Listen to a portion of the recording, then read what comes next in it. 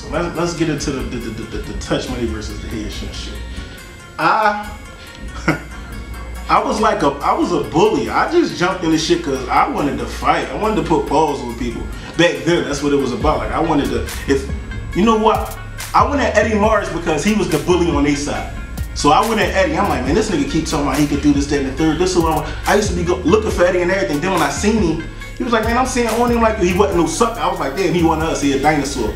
But I only jumped in the shit really because I just wanted to be a bully. I respected Mac, and Mac was like a bully at the time. You know what I mean? That was one of my idols. And on the underground circuit, I wanted to be a bully. Motherfuckers had respect for each other, but man, it's a competitive sport. We all felt like we was better than each other. Still an H battle.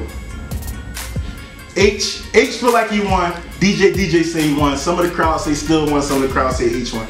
The rap was so, what H got, he know how to connect to the crowd without being the most lyrical. And he can be lyrical at times, but he did this verse, this $1.25, and I only got $1.25. Leaving wet like a bucket of water, and the crowd went nuts. And that's how he got over on. That's how he got over on the battle. So they had like little friction because still felt like he won. H felt like he won. It was a call down with the DJ, and DJ was down with us. Like he was headshot director, and he did the producing and all that. So the call went, and he felt like he won. So that was just rap shit. If you look at the motherfuckers that said, like, I know y'all seen the other interviews, H was like, we grew up together, and I ain't never really dissed them dudes, and they ain't really dissed me. Like, what I'm gonna say, I'm gonna blow your fucking head off, and then I gotta go run into your mom? Like, we knew each other. I went at the motherfuckers I didn't know. I went on Power 99 and diss Reed. I don't know you. I didn't know Reed at the time. I don't know you. I'm going at you.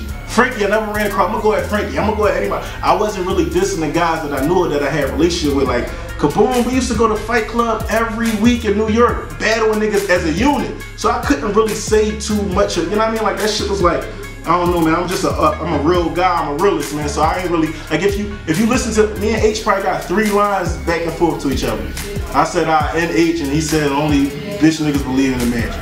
That's probably it. Through the whole shit we battled for a year straight, but we couldn't really diss each other. But yeah, back to me jumping in, I was riding with my team. Headshot was my squad. They was going at these West Philly and Southwest niggas, and I just wanted to be a bully. That's what it is. Right. So maybe you could clarify this, Benz, though you was on that side. Did H being from North where y'all at and him going up there with them, did that have something to do with why it was tension between y'all? Like, did y'all really feel some type of way about that? Not like niggas felt no type of way, but back then the city was divided. You know what I mean? It was divided, and it was like, I mean, it was a business move for him. Like, motherfuckers was, you know, fucking with him. They reached out to him. He was up there. So, but it was like, damn, like, how could you do this? Like, just imagine this. Imagine how strong Headshot. We was already the shit, and we won. But imagine if H was down with us. Niggas wouldn't have stood a chance. Like, so it was like, it was a little resentment. Like, wait, Nick, I wouldn't say motherfuckers felt away, but it was like H from the Johnson Homes. Let's right there. We all from this damn same neighborhood, 10-block radius. We all. So it was like, damn, you fucking with them. It was a little friction. I can't lie. Right.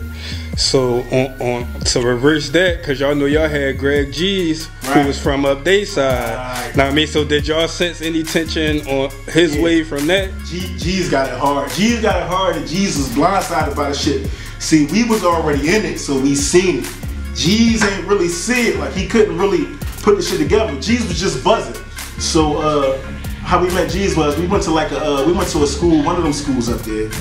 He rapped or whatever, and then G's was just trying to get on. He was trying to get on. He didn't really want to fuck with us, but he wanted to get on one of the DVDs. So he came to like a couple, like we was going on tour. Not only the high school tours, we was going to neighborhoods.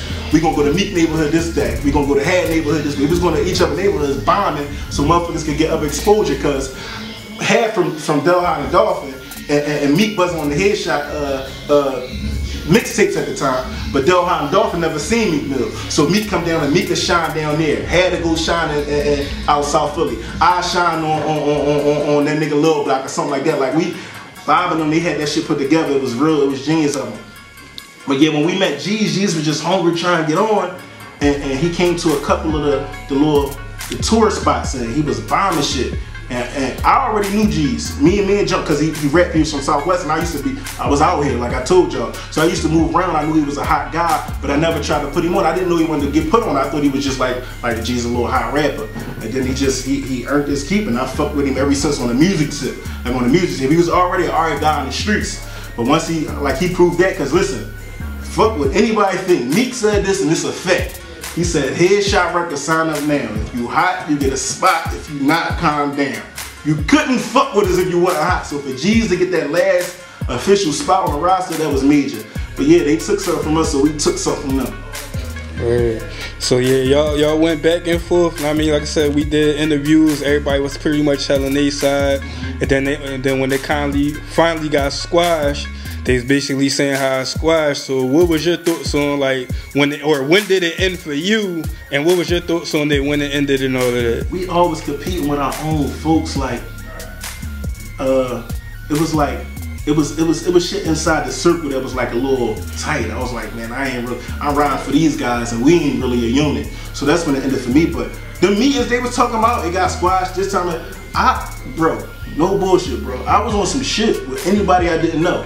Like, and I don't know, I mean, we was young and wild, you know how that shit was, but when I ran into guys, this would make it so beautiful. I ran into the guys, and I approached them on my shit, and motherfuckers really wasn't resistant. Like, they was like howling at me. Like, I'm like, damn, man, this shit, at the end of the day, it's all over music, man. It ain't really about that. What are we gonna do? Somebody gonna lose their life and lose their life. I'm gonna take a life and then somebody go to jail or what? You dig what I'm saying? And that shit hit us at a young age. But yeah, we started making music together and everything. Like it got squashed eventually. But when I feel like it was squashed for me is when we had tension amongst the group, and I feel like I was riding for motherfuckers that really wasn't fucking with us. You see what I'm saying? Right.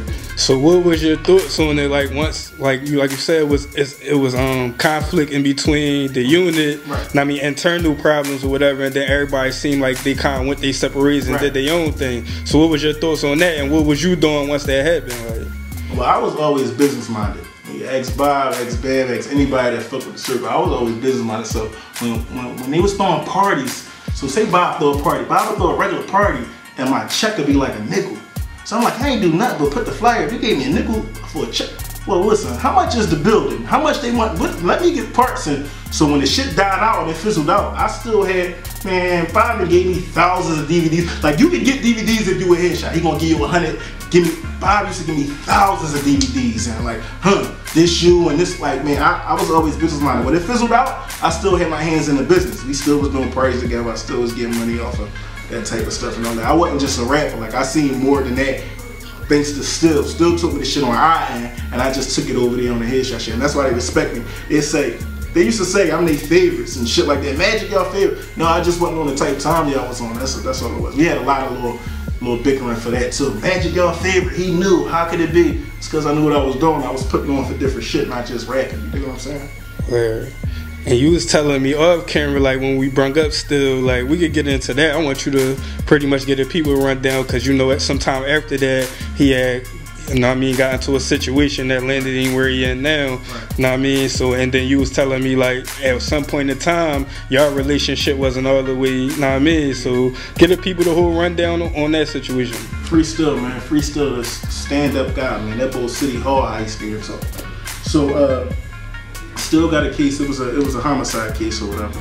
So he rumbling it. So while he rumbling it, we still buzzing.